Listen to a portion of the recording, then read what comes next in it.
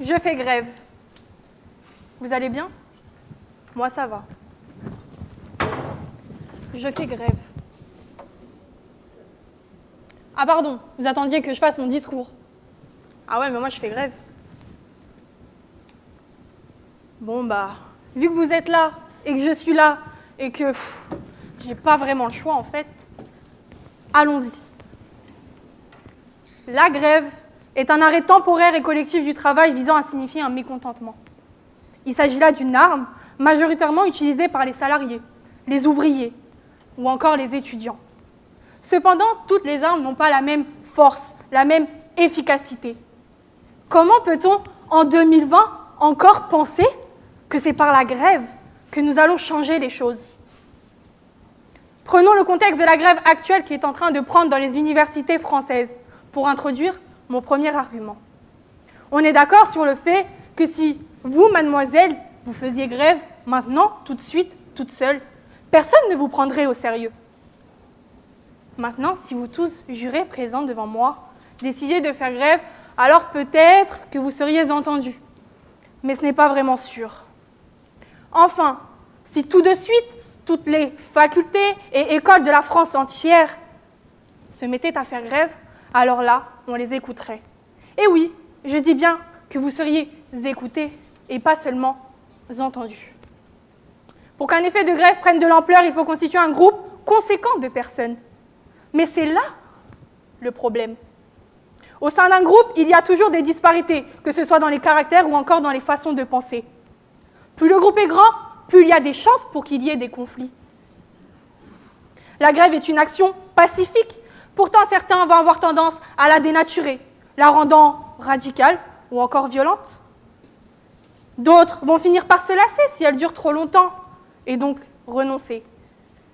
Ainsi, majoritairement, les grèves finissent par s'essouffler et c'est alors qu'elles perdent de la légitimité aux yeux de tous. On peut citer l'actuel mouvement des Gilets jaunes. Ce sont les violences et les dégradations de monuments qui ont fait perdre au mouvement de sa valeur aux yeux des Français et qui ont entraîné la diminution du nombre de manifestants au fur et à mesure que les mois passaient. C'est d'ailleurs pour cela que de nombreuses grèves ont été aussi vite oubliées. On peut citer en 1953 dans le secteur public, ou encore la grève de 2003 sur le plan Fillon, ou pour finir, celle de 2016 contre la loi El Khomri. En outre, pour qu'une grève soit tenace, il faut des moyens financiers, du temps, de la volonté. En réalité, faire grève est un réel effort. Mais la finalité, en vaut-elle toujours la peine? La question de la durée est un point essentiel à analyser. Maurice Thorez, secrétaire général du PCF sous le Front populaire, a dit en juin 1936 « Il faut savoir terminer une grève ». En fait, la grève est de façon générale un jeu de qui tiendra le plus longtemps. Mais que faisons-nous lorsque les adversaires en face ne cèdent pas? Une grève qui dure jusqu'à l'infini? Non, non, c'est impossible. Un salarié pauvre qui décide de faire grève verra une perte nette en bas de sa fiche de paie, alors qu'il a probablement une famille à nourrir, des crédits à rembourser. Ainsi, le rapport effort-résultat est très souvent déséquilibré. Les résultats ne sont quasi jamais à la hauteur des efforts qui sont fournis. On peut également citer la récente grève de la SNCF et de la RATP qui avait débuté en décembre dernier. Presque 2 mois de grève contre la réforme des retraites au détriment d'usagers. Mais pourquoi au final?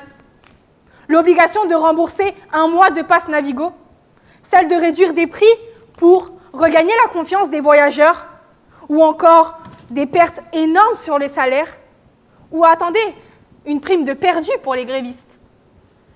Alors, j'entends bien qu'une grève peut s'avérer efficace si la cause défendue concerne un grand nombre de personnes, comme la lutte contre le réchauffement climatique par exemple, mais c'est à double tranchant. Nombreux sont les préjugés sur cette notion de grève qui sont présents dans les esprits. Prenons l'exemple de la France et son image à l'international. On entend souvent dire que cette dernière est la reine des grèves. D'ailleurs, un ancien président, Nicolas Sarkozy, président français, n'a-t-il d'ailleurs pas dit, ironiquement, « Désormais, quand il y a une grève, personne ne s'en aperçoit ».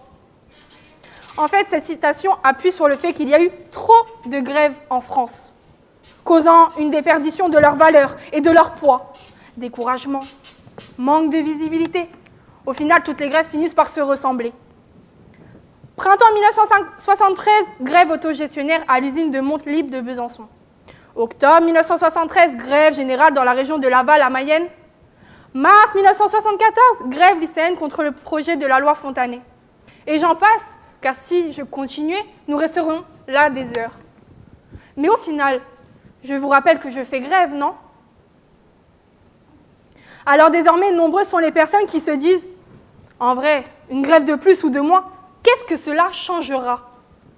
La grève est perçue comme quelque chose d'absurde et qui enquiquine son monde. Bon, on pourrait m'opposer que beaucoup d'avancées sociales se sont faites grâce aux grèves. Mais pensez-vous réellement qu'il n'y avait que des grèves? Non. C'est parce que la grève était accompagnée d'autres types d'actions que ça a pu fonctionner. Seule la grève n'est pas efficace. Accompagnée, elle peut l'être. Mai 1968, vous la connaissez tous, la plus grande grève générale de l'histoire des luttes des classes en France, aussi surnommée la grève sauvage. Les ouvriers ont rejoint le mouvement des étudiants. Cette grève ne s'est pas reposée sur l'arrêt de travail seulement. Non, loin de là. Alors certes, on a pu dénombrer près de 9 millions de grévistes, je suis d'accord. Mais ce n'est pas le plus important. Il y avait d'autres moyens mis en place qu'on a tendance à oublier.